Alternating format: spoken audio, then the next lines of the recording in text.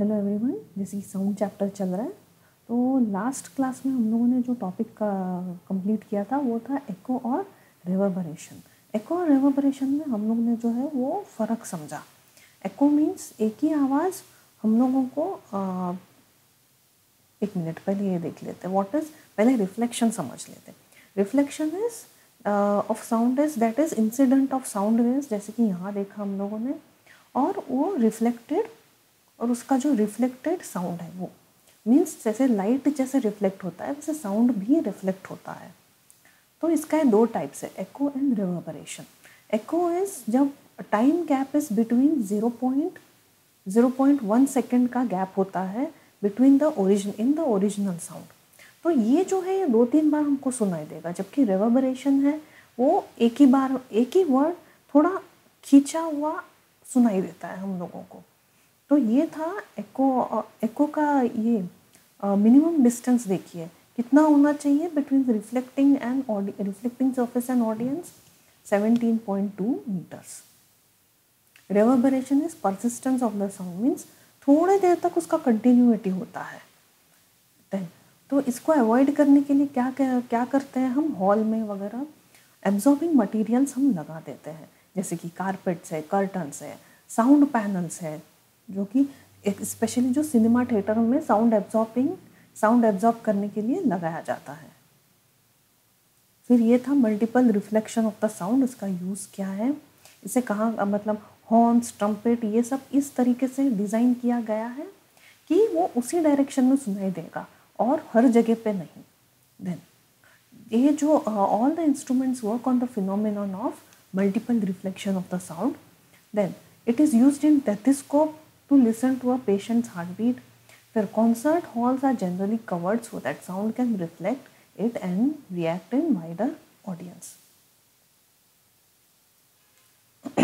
अभी आज जो हम पढ़ेंगे वो है range of hearing. Range of hearing means यहाँ पे हम ह्यूमन ईयर्स के बारे में बात कर रहे हैं कि ह्यूमन ईयर्स जो है वो कितने रेंज के साउंड को सुन सकता है।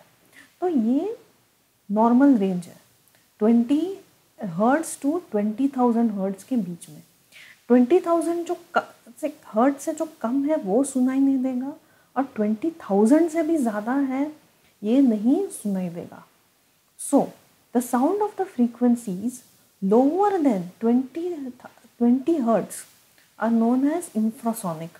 ये हम लोगों को सुनाई नहीं देता है, ठीक है। तो ये सब थोड़े एग्जाम्पल्स हैं। The vibrant pendulum clock has infrasonic sounds, ठीक है। Then rhinoceros communicate with each other frequency as low as 500 hertz. 5 hertz. Sorry. Elephants and whale produce infrasonic sound, which in some animals can hear and get disturbed. फिर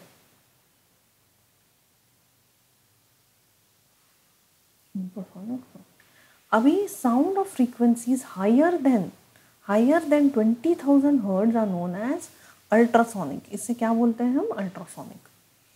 सो यहाँ पे कौन से animals हैं, dogs, dolphins, bats, rats can hear the ultrasonic sounds, and bats and rats produce ultrasonic sound. तो bats जो है हम लोग ने अक्सर देखा है how he finds the prey. तो वो जो है वो अल्ट्रासोनिक वेव्स प्रोड्यूस करता है जिससे कि वो डिटेक्ट कर सकता है कि उसका प्रे वहाँ है कि नहीं, किसी ऑब्जेक्ट वहाँ है कि नहीं, ठीक है। So how to bats search for the prey, they generate ultrasonic waves and these waves and object they reflect back to the bats ears. They understand the nature of the reflection of the waves and can decide the position of the object over the prey। देखिए अब यहाँ पे भी देखिए सब reflection ही समझ में आ रहा है। देखो कैसे बाउंस बैक होके जो ऑब्जेक्ट है वो हम इससे डिटेक्ट हो पा रहा है।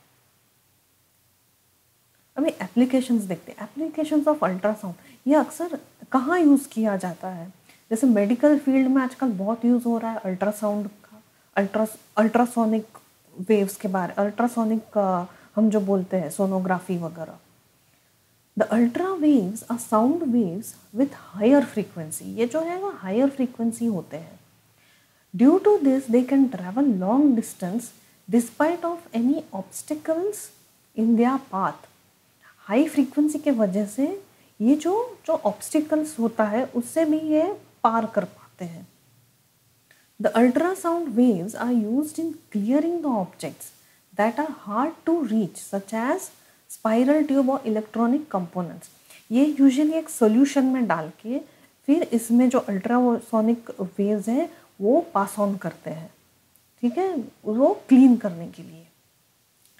These ultrasonic waves can recognize tiny cracks in the metallic objects which are used to manufacture the large structure of building.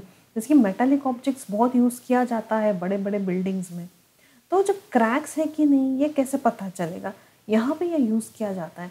अगर क्रैक्स प्रेजेंट है तो जो अल्ट्रासोनिक वेव्स है वो रिफ्लेक्ट बैक होगा, जिससे पता चलेगा कि वहाँ पे कुछ प्रॉब्लम है, क्रैक है या कुछ और प्रॉब्लम भी हो सकता है। These are also used in medical process। Echocardiography means images निकालने के लिए, हार्ट का जो इमेजेस है वो पता करने के लिए, ठीक है, ये उस पर ट्रांसमिट होता है and with the property of reflecting back, जो इमेज है वो हम पता कर सकते हैं हार्ट का। These are also used in to produce ultrasonography. Sonography में भी मीन्स ये जो ऑर्गन्स में भी और not only in heart but various organs में भी कुछ प्रॉब्लम है, ये जो है ये पास इंटरनल ऑर्गन्स में भी पास करके उसका जो इमेज है, अंदर इमेज है वो भी पता सकते हैं। उससे ये भी मालूम चलेगा कि कुछ डिफेक्ट है कि नहीं, डिजीज़ है कि एबनॉर्मलिटीज़ है, जैसे कि ट्यूमर्स वगैरह सब पता करने के लिए ये सब कैसे मालूम चलता है कुछ एबनॉर्मलिटीज़ के बारे में। It is because of this ultrasonic waves. It is also used to break the kidney stones। Okay, तो ये था एप्लीकेशन। अभी नेक्स्ट जो टॉपिक है ये है sonar. Sonar means sound navigation and ranging. Means sound navigation से स्पेशली इन वाटर, सी, जो कि जहाँ पे अभी हम नॉर्मली डिस्टेंस तो नहीं, अभी नॉर्मल इस मेजरमेंट से तो हम डिस्टेंस नहीं निकाल सकते, तो ये है साउंड नेविगेशन के थ्रू जो डेप्थ है, डिस्टेंस है वो हम पता कर सकते हैं। देखिए, the device is use to find the direction and speed of the objects that are present in the water. Means पहले it consist of two device, that is transmitter and the detector. Means जो receiver है, जो transmitter है ये waves produce करेगा और जहाँ तक ये डेप्थ है, जैसे कि डेप्थ फाइंड आउट करना है तो वहाँ तक ये जाएगा एंड दैट ये विल बाउंस बैक। और ये जो डिटेक्टर है ये डिटेक्ट करेगा कि डेप्थ कितना है। Okay, transmitter it transmits ultra waves in the water. This waves travel under water, when hit by a object it reflects back and detector converts the waves into electronic signals. The distance of the objects is calculated with the help of the sound in water and time that is taken to reach the detector। इससे हम calculate कर पाएंगे speed of the sound in water and time. Okay, then the distance of the object is calculated with the help of the speed of the sound in water and time taken to reach the detector। This process is called echo ranging। इसे echo ranging का जो है process बोलते हैं। अभी ये कहाँ use होता है? स्पेशली कॉमनली होगा depth of the water bodies find out करने के लिए, जैसे समुंदर का। Detecting the presence of under water objects like submarines, hills, iceberg and ships. मतलब शिप्स जो है ट्रैवल करते रहते हैं, जो अगर कुछ ऑब्स्टिकल है बीच में तो कैसे पता चलेगा? It's because of this. ठीक है, अभी तो ये टॉपिक हम लोगों ने पढ़ा रेंज ऑफ हियरिंग कि ये ह्यूमन बीइंग का जो हियरिंग कैपेसिटी है वो कितना है। जो less than 20 is infrasonic, more than 20,000 is ultrasonic. तो ये कुछ एग्जाम्पल्स हैं, कुछ एनिमल्स हैं जो कम्युनिकेट करते हैं with frequency as low as 5 hertz.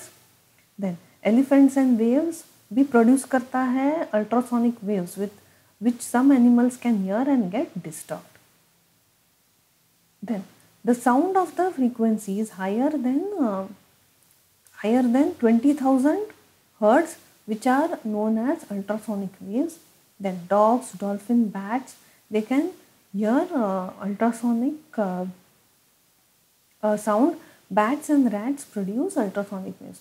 अभी ये थोड़ा तुम लोग को जानने का इट इज़ जस्ट फॉर हम ये थोड़ा नॉलेज के लिए है। जैसे कि अभी कुछ रेंज होता है जो कि हमारा ह्यूमन ईयर्स है वो रेजिस्ट नहीं कर पाएगा, और वो जो है वो जो साउंड है वो मेजर करते हैं डेसिबल्स में।